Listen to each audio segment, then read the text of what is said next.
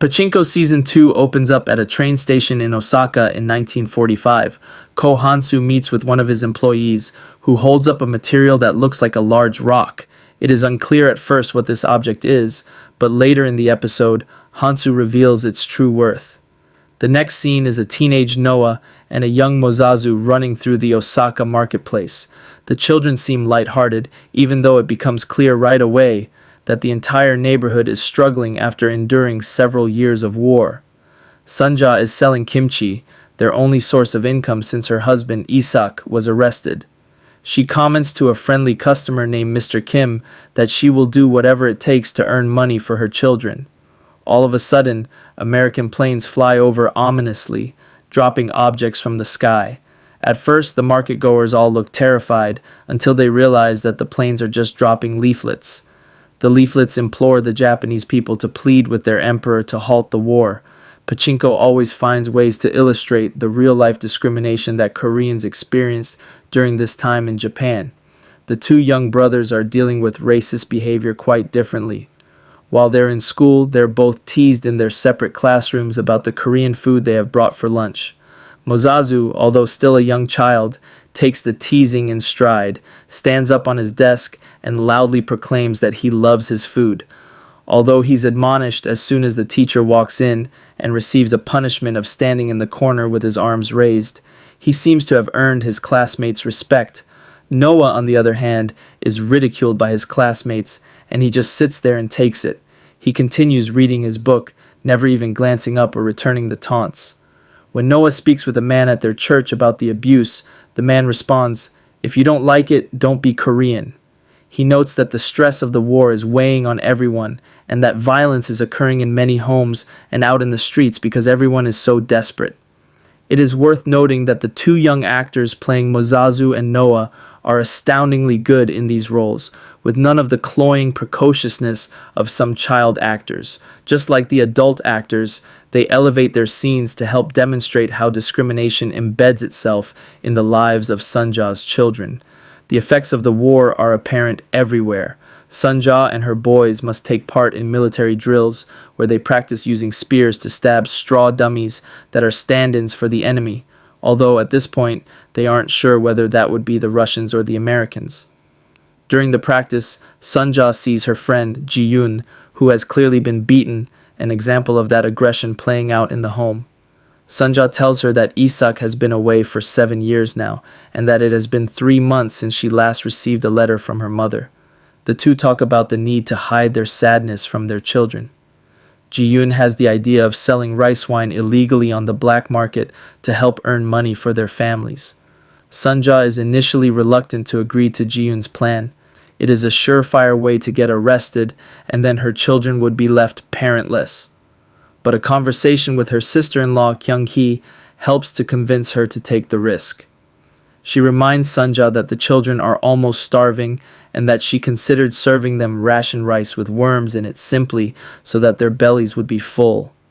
Before Sunja sets out to help Ji-yoon, Kyung-hee makes her promise that she will return, and Sunja does, but it is a moment when the two women acknowledge how truly risky this venture could be. After Ji-yoon and Sunja finish making the wine, Sunja sets off to go to the black market to sell it. She has enough confidence in her skills since she has successfully sold so much of her kimchi. As she is leaving, she hears Ji-yoon's husband beating her again, but Sunja is not the only one who is willing to make a sacrifice to help her family. In one scene, Noah receives top grades in his classroom. His teacher holds him back to speak with him and notes that he should be considering taking an entrance exam for higher education. Noah quickly shuts him down, saying that he needs to remain in the city so that he will be home when his father returns.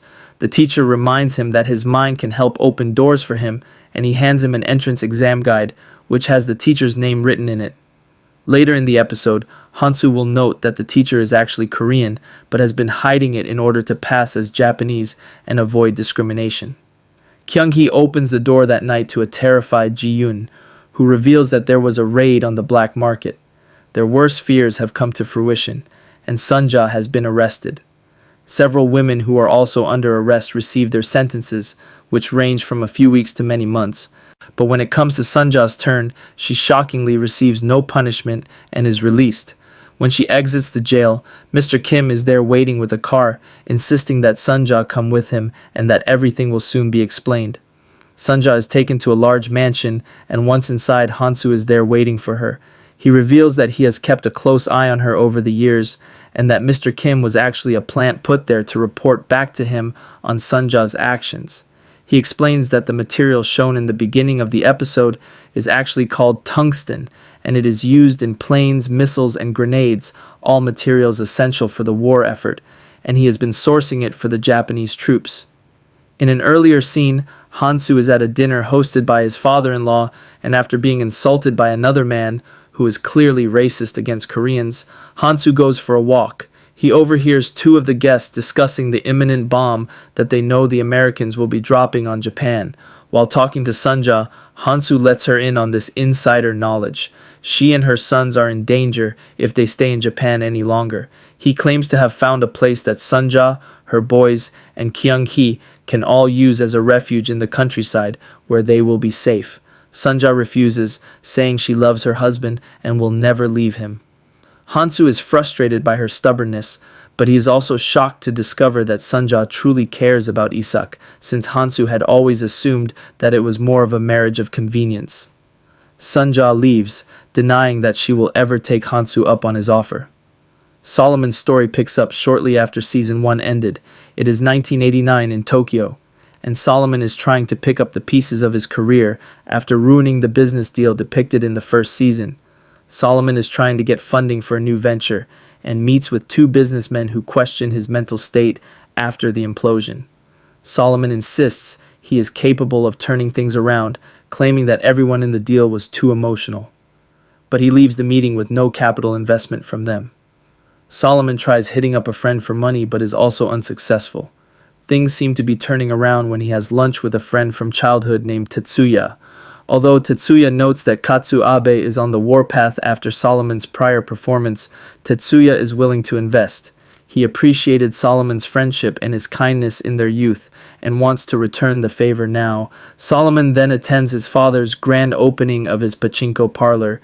The bright lights of the machines and the hustle and bustle are a sharp contrast to the other scenes of the depressing years of the war. Older Mozazu is beaming with pride at all the people who are attending his opening, and he hands Solomon a check from him and Sunja for $700,000.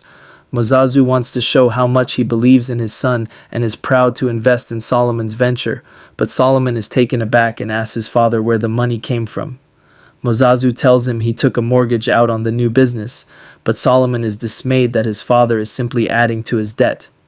Solomon receives a call from Tetsuya, who apologizes profusely, but says Abe-san heard about his investment and told him that Solomon was conning him.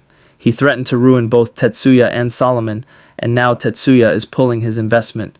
After taking the call, Sunja asks Solomon to come with her to pick up a cake she ordered for the grand opening, likely trying to distract her grandson from his bad news. In the grocery store, Sunja states to the man behind the bakery counter that this isn't the cake she ordered.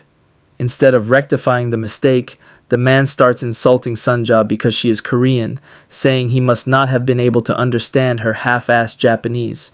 He continues to berate her, even going so far as to say people like you. Solomon completely loses his cool, even though Sunja is embarrassed and pleads for them to just leave. Solomon screams at the man until he notices that everyone in the store is staring at them. After they leave, Solomon tears up the check Mozazu gave him. He unleashes his anger at Sunja, telling his grandmother, "I can't live always feeling sorry for you." It's heartbreaking to watch Solomon take out his frustration on the one person who has sacrificed so much just so that Solomon can lead this privileged life. The episode ends with Solomon showing up at an award ceremony for Abe-san and staring him down while he is up on stage making a speech. Solomon doesn't make a scene, but it's obvious that he is sending a message that he isn't one to be threatened. There are many fascinating connections between the two timelines, particularly one that goes back and forth between Sunja sacrificing her freedom in order to make sure her children have enough to eat, and Solomon standing in the grocery store among aisles and aisles of products, The way Sanja was willing to risk everything simply to buy food, contrasted with Solomon having everything at his fingertips, is a riveting way to show the stark differences between the two generations. In just its first episode, Pachinko has effectively set up more storylines that will further illustrate the themes of family and love that the series has already become known for. What do you think? Tell us in the comments and keep watching Film Buff Baby.